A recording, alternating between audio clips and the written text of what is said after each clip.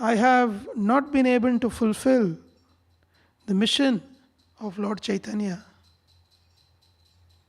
But I have succeeded in one thing.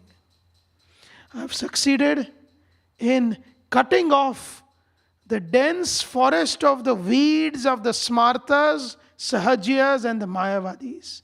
My entire life I have spent in chopping off the weeds of this dense forest of Sahajiyas, Smartas, and Mayavadis, making it into a fertile ground now for the seed of bhakti to be sowed.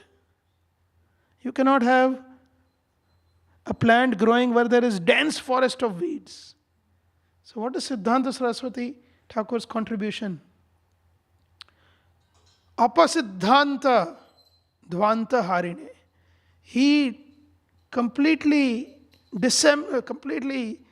chopped off all apasiddhantas and established the real Siddhanta, made it a fertile ground for the movement, bhakti movement to revive. So he was given the name Acharya Keshari.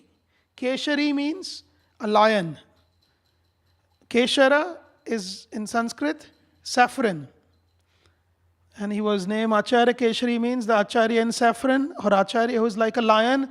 In fact, it is said in later years, wherever he would go, and whenever he would go wherever, in that place, like when he went to Kashi, when he went to Prayag, when he went to East Bengal, which is now Bangladesh, Sylhet, which used to be Srihatta, became Sylhet.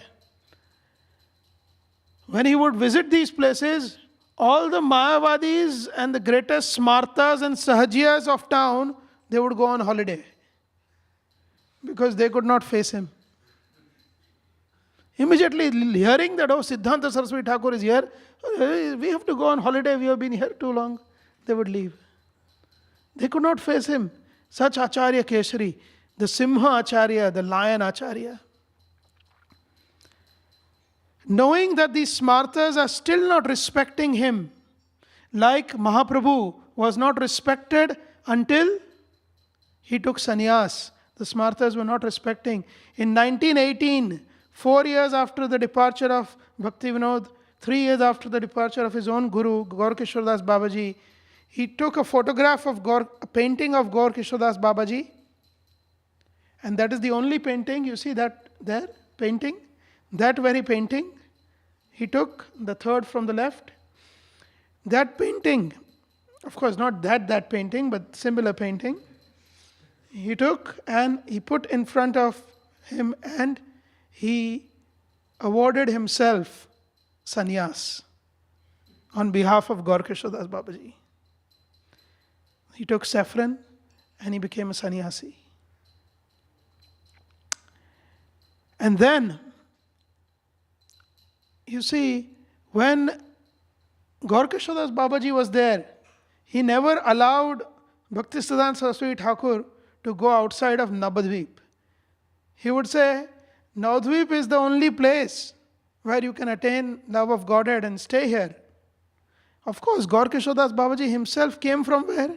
Where was he from? He used to perform bhajan in Vrindavan. He's from Braj.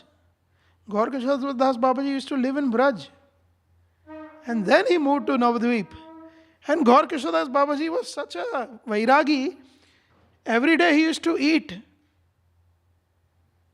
lumps and lumps of mud from the Yamuna.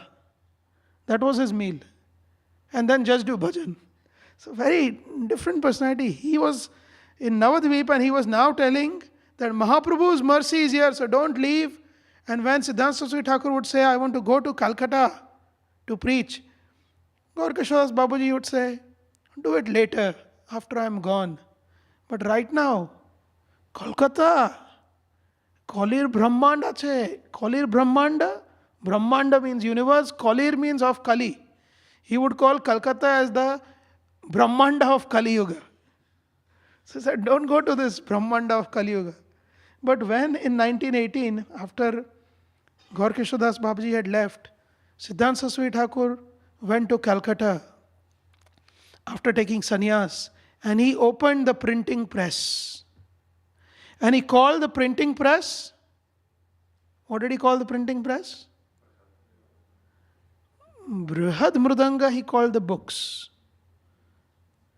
The printing press was called Bhagavad Yantra, means the machine of God. He said, this is the machine of God, because through this, Vaishnavism will be promoted and propagated. So, in 1922, 100 years, this is 2022. Of course, we know that in 1918, not only he started the printing press in Calcutta, he bought a small place in Ultadanga Junction Road, where we now have ISKCON temple. That place is now with us very recently. So that is the first place where Siddhanta Saraswati Thakur started his, he called it Bhaktivedanta Ashram. Later on, so that was in 1918. In 1920, he changed the name to Chaitanya Gaudiya Math. But previously it was known as Bhaktivedanta Ashram. So that place is now part of ISKCON. And Ultadanga Junction Road, that property, on the rooftop of that property, there was one friend of our Srila Prabhupada, his name was Narendranath.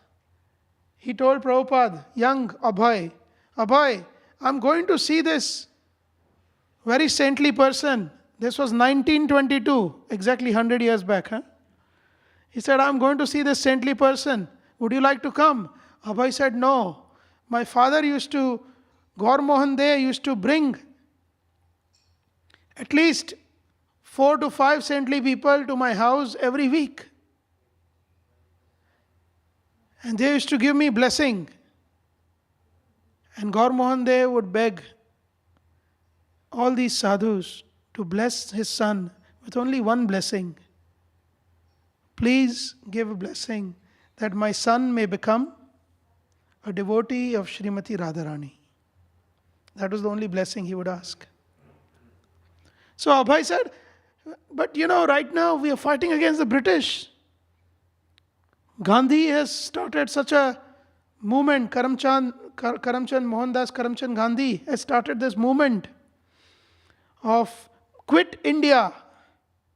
It was called Quit India movement. People were with flags. Simon, go back, they would say, on the flag. It's like British has to go back.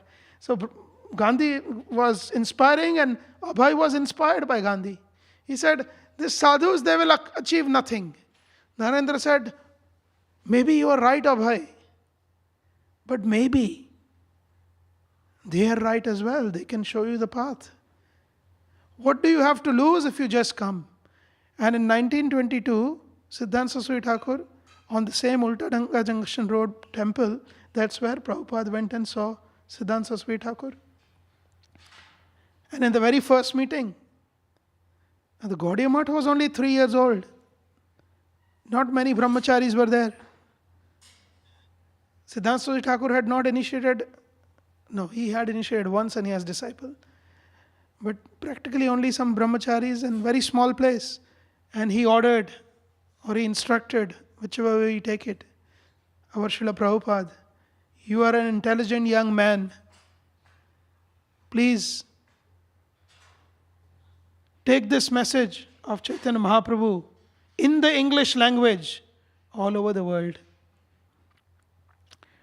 So the missionary work started, and fast forward, Siddhanta Saraswati Thakur went to so many places and established 64 temples all over India. So now if you go to India, there is Chaitanya Math in Bombay, Chaitanya Math in Madras, Chaitanya Math, Bhubaneswar, Chaitanya Math, Delhi, 64 places. And then Siddhanta Saraswati Thakur, he wanted to expand, he wanted to go outside. So he sent his disciples to Rangoon in Burma. And there they established temple. But then there was a revolt in Rangoon against the British. And there was not much stability. Siddhanta Saraswati Thakur called his disciples back and he said, actually there was a little secret. Siddhanta Saraswati Thakur since 1918, since he went to Calcutta, every night he would sleep with a map of London folded into four under his pillow, thinking, when will the day come that Mahaprabhu's movement will be established in London? And then fast forward many years, we see when George Harrison gave this very place to Srila Prabhupada, what did Srila Prabhupada tell him? Srila Prabhupada told him, you have been personally sent by my spiritual master who wanted to establish the Krishna consciousness movement in London. So we are actually living the legacy of Siddhanta Saraswati Thakur's dream directly, right here, right now in London. So Siddhanta Saraswati Thakur thought, Rangoon is okay, India we have established. We now need to go and conquer England.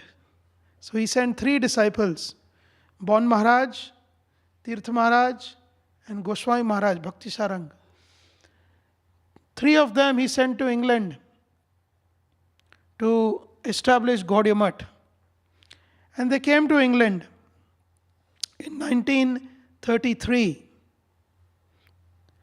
And they preached, but not much success. However, there was one Lord Zetland.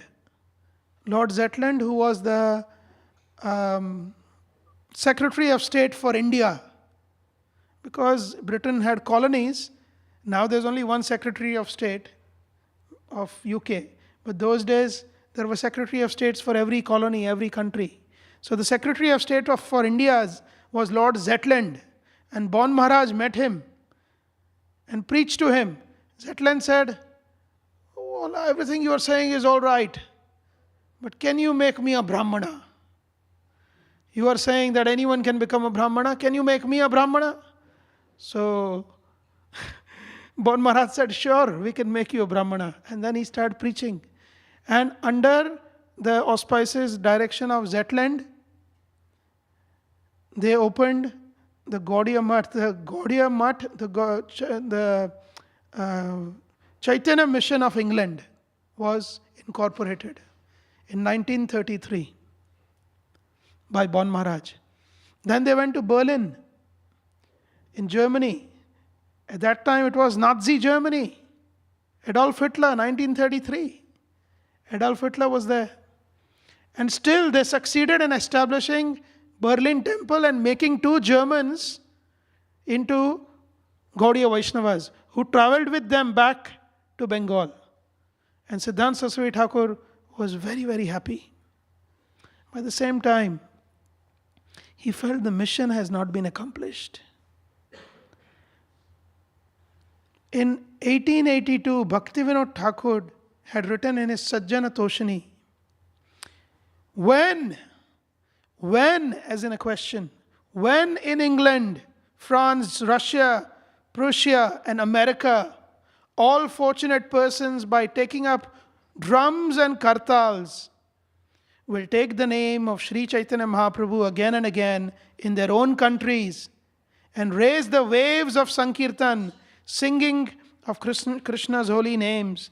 When will that day come? Oh, when will that day come when the white-skinned British people will speak the glory of Sachinandana on one side and on the other, with their call, spread the arms to embrace devotees from all other countries in brotherhood. When will that day come? So Bhaktivinoda Thakur had predicted this in 1882. And this legacy of spreading of Sankirtan movement was what Siddhanta Saraswati Thakur was trying to fulfill. Even when his mother, Bhagavati Devi, passed away, Siddhanta Saraswati Thakur was 46 years old in 1920. Bhagavati Devi's only instruction to him was, please fulfill the desire of your father to propagate this Sankirtan movement all over the world. Of course, after Lord Zetland's involvement in 1935, there was, I forget his name, the Viceroy of Bengal, the Governor General of Bengal. First name I don't know, somebody by the name of Anderson. And I only remember Anderson because we have Krishna Dharma Prabhu, whose last name is also Anderson. Maybe they are related, I don't know.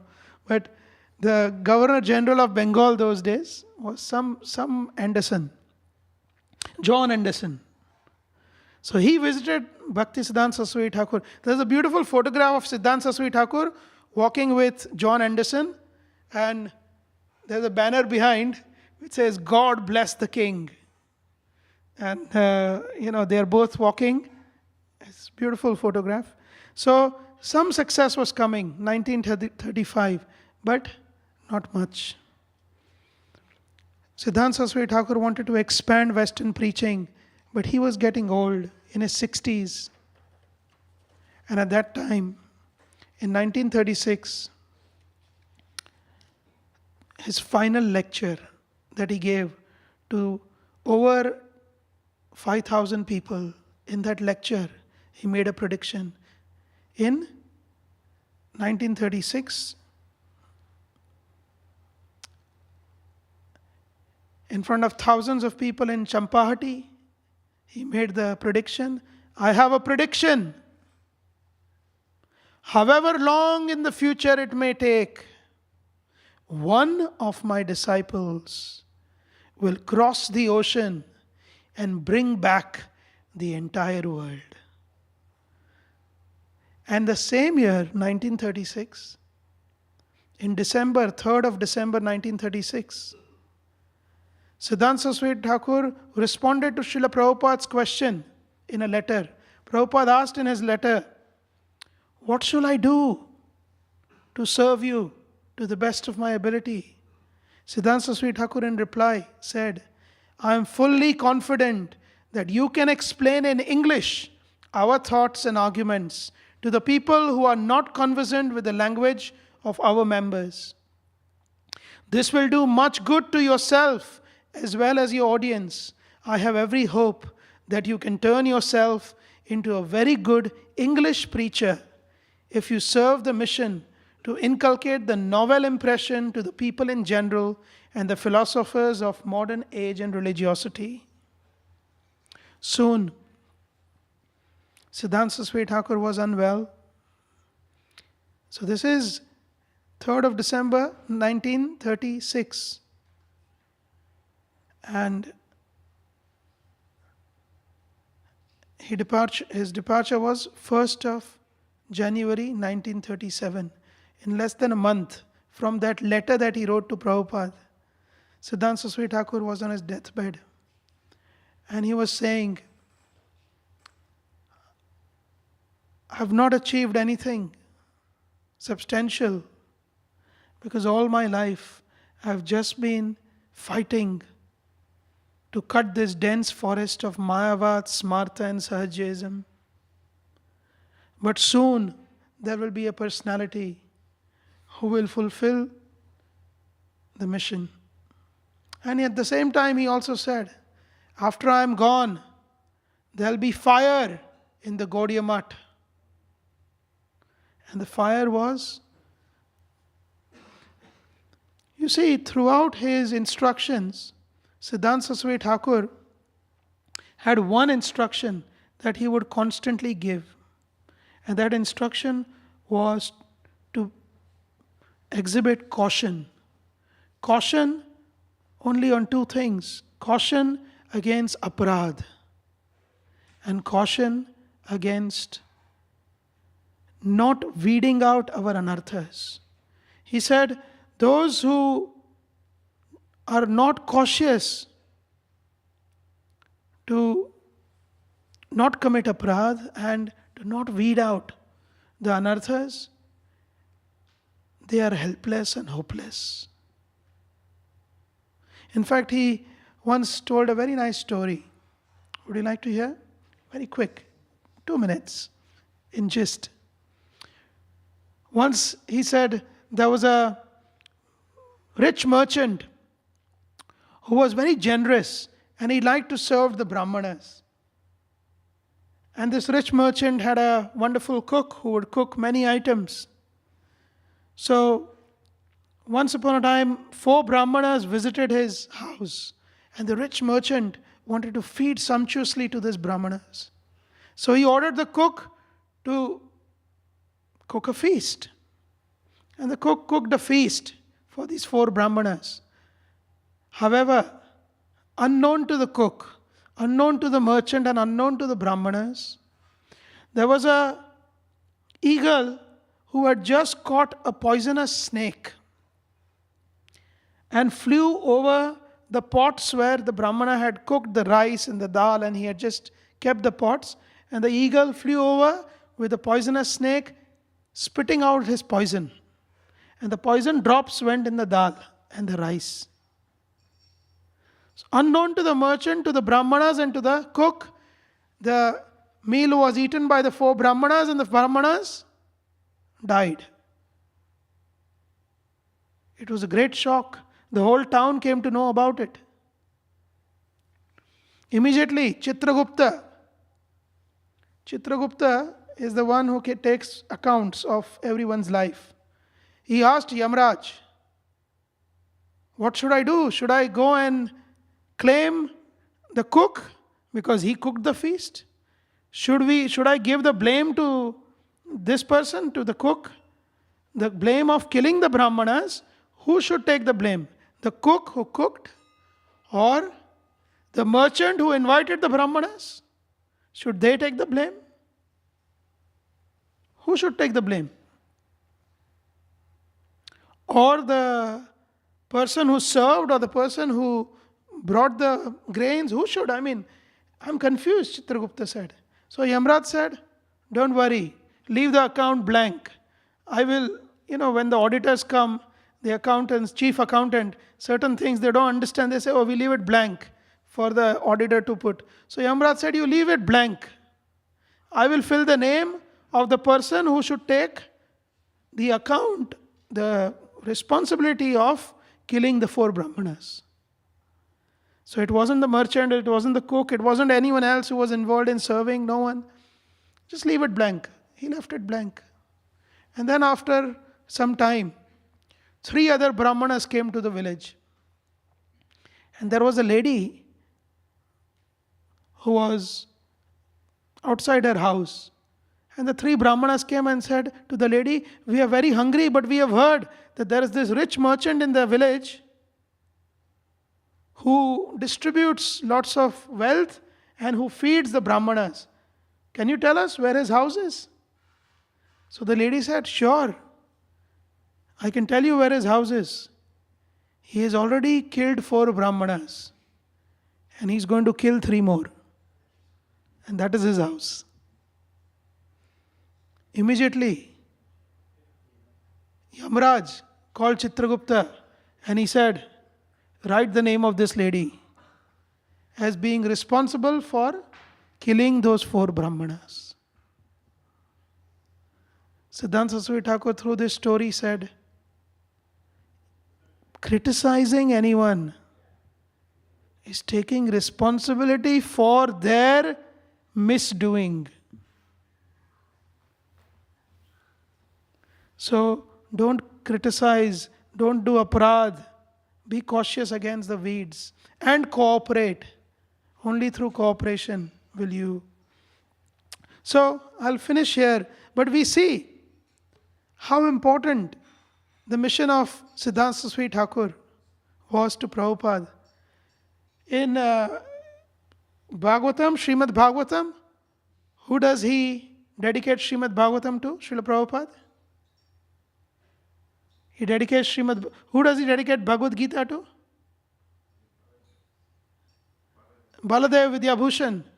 who so wonderfully composed the Govinda Bhashya commentary of the Vedanta Sutra. But who did he dedicate the Bhagavatam to? He dedicates the Bhagavatam to Siddhanta Saraswati Thakur, my Guru Maharaj, on the 26th annual festival of his appearance. I dedicate this Srimad Bhagavatam to him. And in the first canto of Bhagavatam, he repeats again and again in his purport, Srila Prabhupada repeats, it is only by the mercy of my Guru Maharaj that I have been able to have this audacity to translate and write purports on this Srimad Bhagavatam. And not only did he dedicate it to Srimad Bhagavatam, he wrote a line. After dedicating this Bhagavatam to Siddhanta Saraswati Thakur, he wrote, "He lives forever by his divine instructions, and the follower lives with him." So it's an ongoing legacy. And just as it so happens that his ongoing legacy, Prabhupada's legacy, Prabhupada left us in November 1977, but he did not finish the translation of the Bhagavatam. Who did it? His disciples did it. And his disciples, it just so happens, or was it planned? I don't know. But the 10th canto of Bhagavatam was completed. The translation and purports were completed on 27th of December 1988, the disappearance day of Siddhanta Saraswati Thakur. So we can see the continuity. So on this wonderful day we pray that, you see, what makes our predecessors happy is that we carry on their legacy. And it was the legacy of Siddhanta Saraswati Thakur through the instructions of Bhaktivedanta all the way to Jiva Goswami, where he started the first book distribution program in Radha Damodar by instructing Srinivas, Shyamananda and Narottam, all the way to Rupa Goswami, who started writing the books, to Nityananda Prabhu, all the way to Alalnath temple, where Nityananda Prabhu made this proclamation, your name will be chanted in every town and village. Sankirtan movement will spread like wildfire. This all the way to Mahaprabhu and his very purpose of appearance in Kali Yuga. We are connected.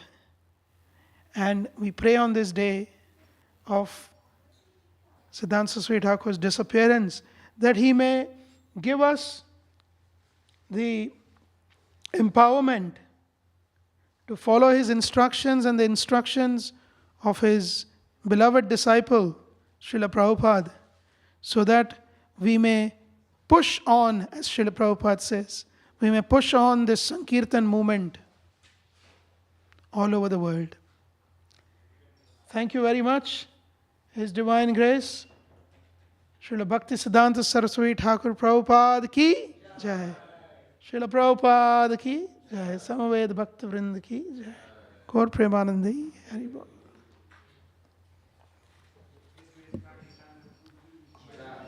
Srila Prabhupada ki Jai. Yeah, okay. Quick question. Yes. Mic, do you need a mic? Yeah. No, yeah. I'll repeat the question.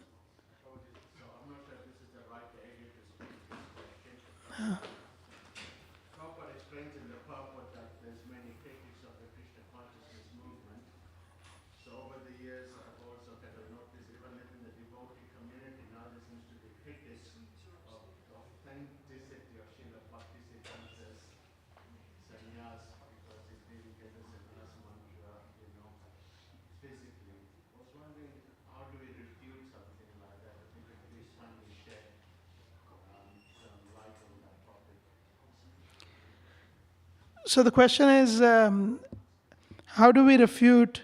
I mean, probably start by saying that recently or more recently we see that sometimes devotees are also critiquing the authenticity of Siddhanta Saraswati Thakur's taking sannyas, because he took sannyas in front of the photograph of his spiritual master.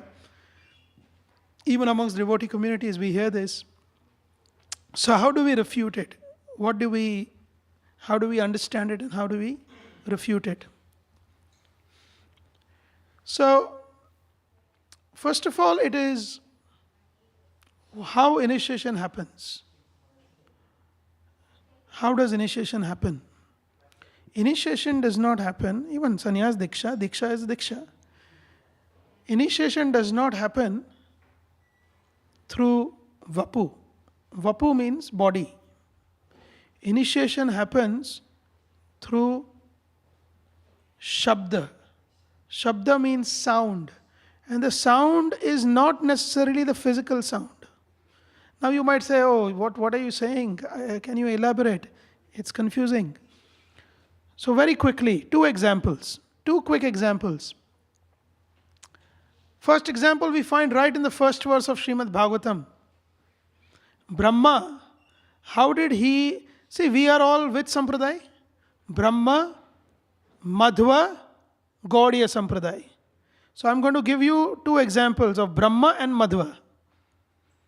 Brahma, how did Brahma take initiation? How did Brahma take initiation? It is mentioned. Brahmaji himself says in the third canto that when I appeared on the lotus, there was only darkness all around. Nothing. I could see nothing. I could hear nothing. And then I meditated. And in my heart, the Lord revealed. This is also mentioned directly in the very first verse of Bhagavatam. Tene Brahma Ridaya Adi Kavaye. Tene means extended, expanded. Krishna expanded, imparted the knowledge to Brahma, gave Diksha to Brahma. How? Did Krishna appear in front of Brahma? He did not. Tene Brahma Rida. Brahma Rida. Rida means through the heart. Directly through the heart. Tene Brahma Ridaya Adi Kavaye. Adi Kavaye, Adi Kavi Brahma, he received initiation directly in the heart, not face to face. Because heart is not, receiving initiation is not a matter of vapu. Prabhupada initiated through letters. Prabhupada initiated through tape recorder, Gayatri Mantra. Now we are doing Zoom initiations. Where is the vapu? The guru is somewhere, the disciple is somewhere. So is it all fake? Is it all comes to zero? No. Initiation is a matter of heart. When George Harrison told Prabhupada that I want to shave up and join the temple, Prabhupada said to George Harrison, you are already initiated because you are already connected to me in the heart. So, it does not mean we make it cheap and we don't take formal initiation. But the point being this, Tene Brahma Rida. So we are Brahma Madhva Gaudiya Sampradaya. So Brahma took initiation through the heart. Now let us talk about Madhvacharya, which is also our Acharya. So in that sense, in that logic, even Brahma's own initiation is fake or invalid. Now we will see how Madhvacharya's initiation is invalid. Madhvacharya, if you look at Bhagavad Gita, where Prabhupada writes the Guru Parampara, he says, quoting the verse from Bhagavatam, 4th chapter, Evam Parampara Praptam Imam Rajarishayo Viduhu Sakalena Mata Yoganashta Parantapa. So that he writes the verse and then Prabhupada gives the disciplic succession. You will see just above Madhvacharya is, so just above Brahma is Krishna. But Brahma and Krishna connection, not directly Vapu, through the heart. Now we see Madhvacharya and Vyas. Madhvacharya took initiation from Vyas. That is his being bona fide as an Acharya. He is a disciple of Vyas. There is a problem. Vyas appeared, the problem is only this, that Vyas appeared at least 4,600 years before Madhvacharya. Vyasadeva was 4,600 years before Madhvacharya. No, not 4,600. 1,000. So 4,100 years before Madhvacharya. So how do we reconcile? Madhvacharya himself says that I walked in the Himalayas up to Badri. And in Badri, I saw Vyas face to face. And he initiated me. There was no witness.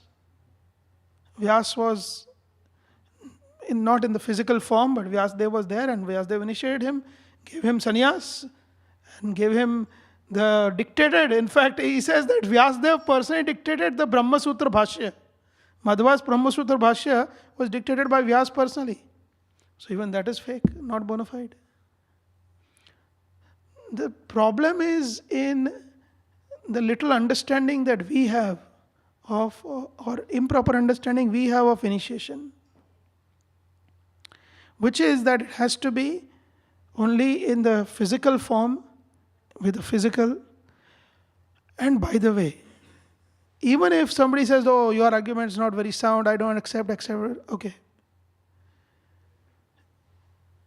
The initiation we are talking about is only sannyas.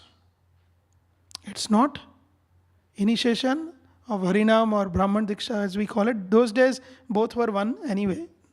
Harinam Diksha was Yagnopavit also.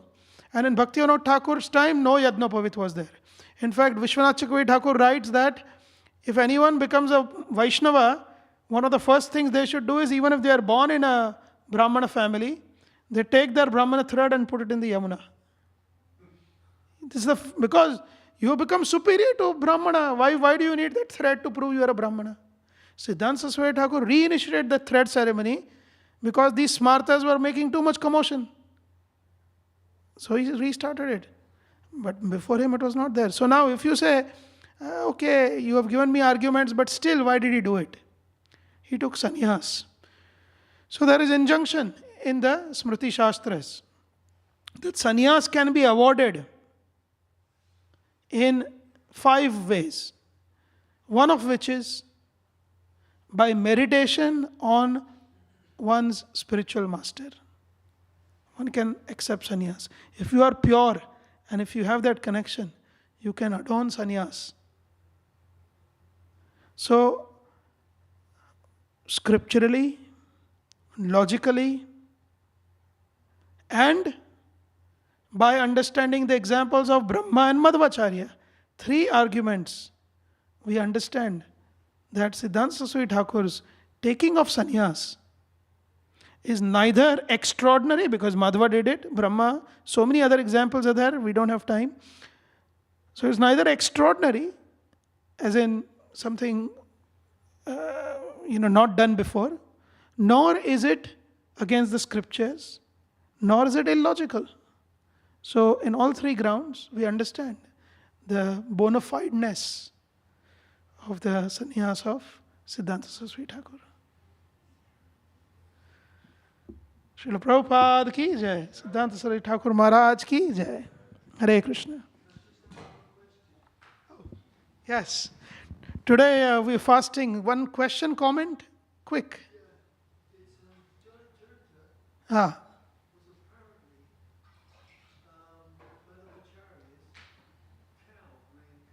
Yes. Yes. Correct. Yes. Yes. Yeah. Correct.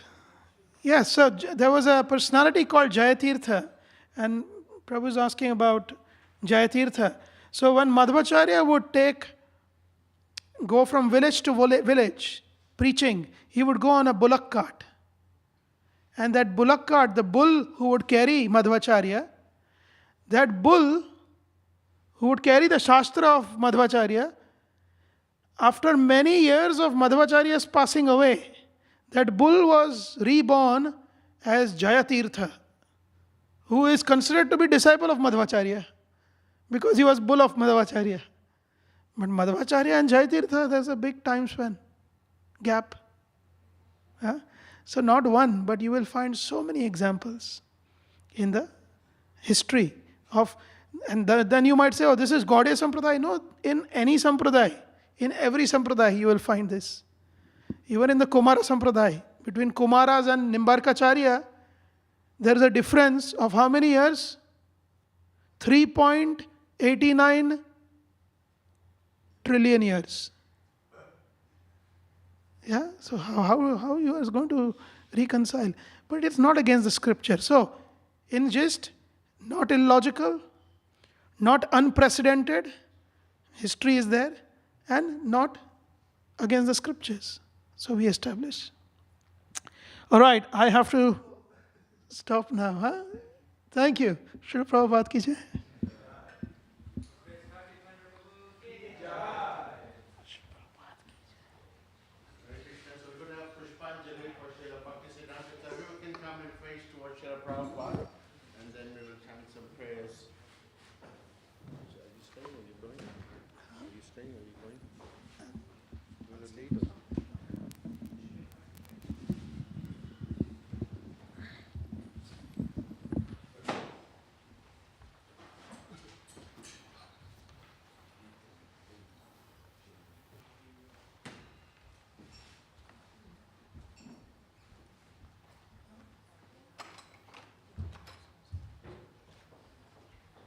Is there some flowers or something?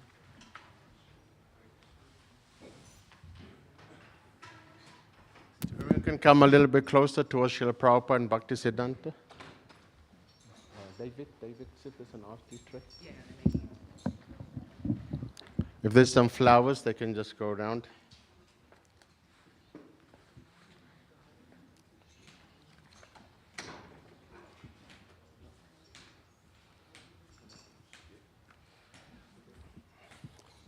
Once the flowers are given, then we need to divide it 9 times. We have to divide the flowers 9 times. Each time we say the prayers to Srila Bhaktisiddhanta, we say Esha Pushpanjali. We offer it 3 times, and then we'll offer it another second and then third time. Thank you. If you can all please kindly repeat after me. Om Jnana Timarandasya.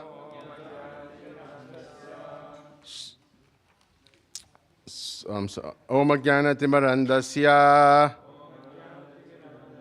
Jananjana Shalakaya. Chakshun Militan Jaina. Tasmai Shri Guruve Namaha.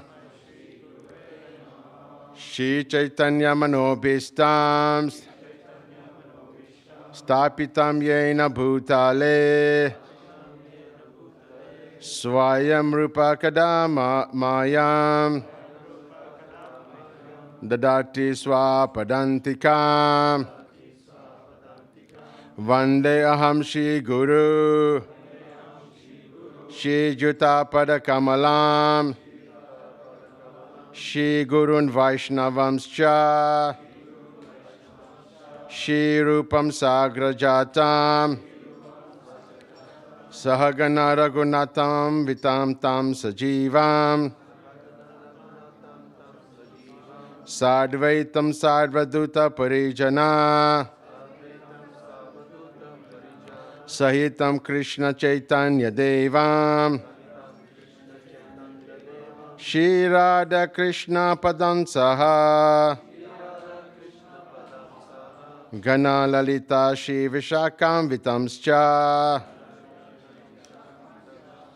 Namo Om Vishnu Padaya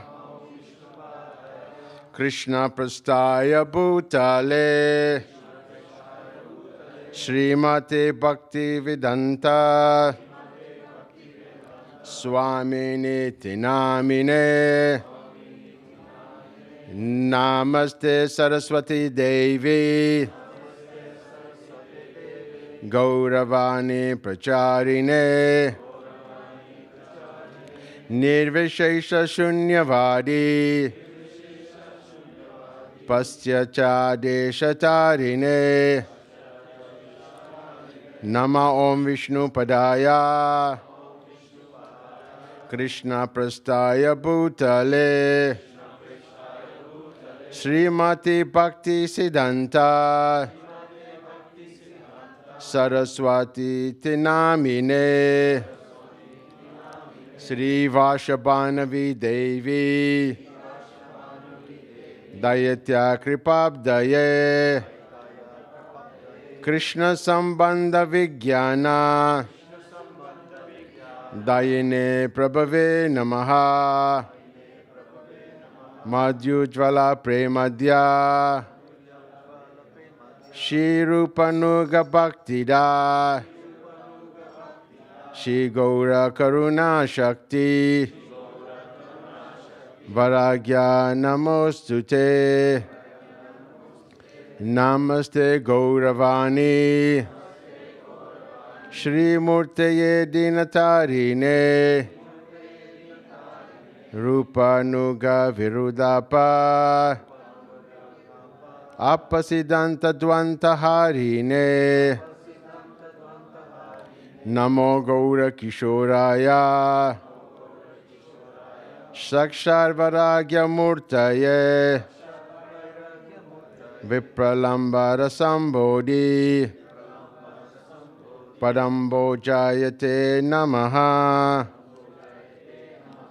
Namo Bhakti Vinodaya Sachit Ananda Namine Gaura Shakti Swarupaya Rupanuga Varayate